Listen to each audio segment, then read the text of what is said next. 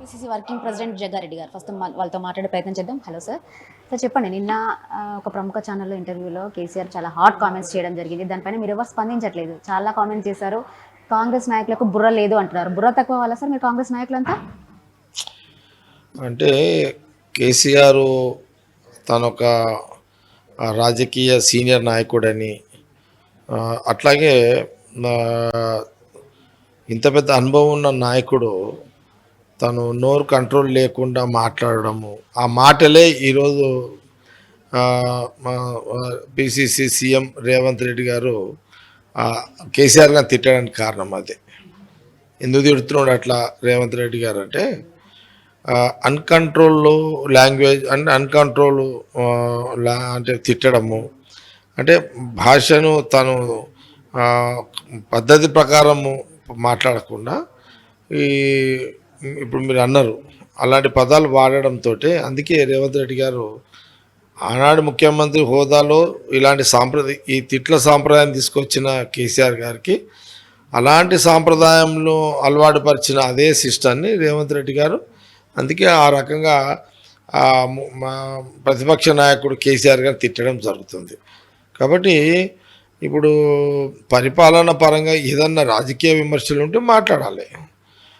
కాబట్టి ముఖ్యమంత్రి గారు 9 ఏళ్ళ అంటే కేసీఆర్ గారు 9 ఏళ్ళ ముఖ్యమంత్రి పాలన నుంచి ఎప్పుడైతే ప్రజలు దించారో అక్కడి నుంచి కొంత ఆయన ఫ్రస్ట్రేషన్ అంటే కొంత డిస్టర్బెన్స్ అయినట్టుగానే మనకు కనబడుతుంది ఇక్కడంతా.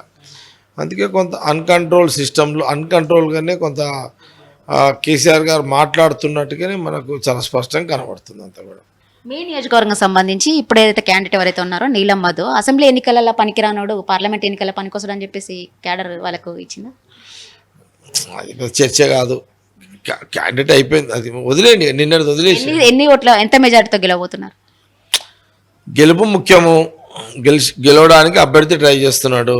మా జిల్లాలో మినిస్టర్ దామోదర్ గారు ఇన్ఛార్జ్ మినిస్టరు అబ్జర్వేషన్ ఉన్నది, ఇబ్బంది ఏం లేదు.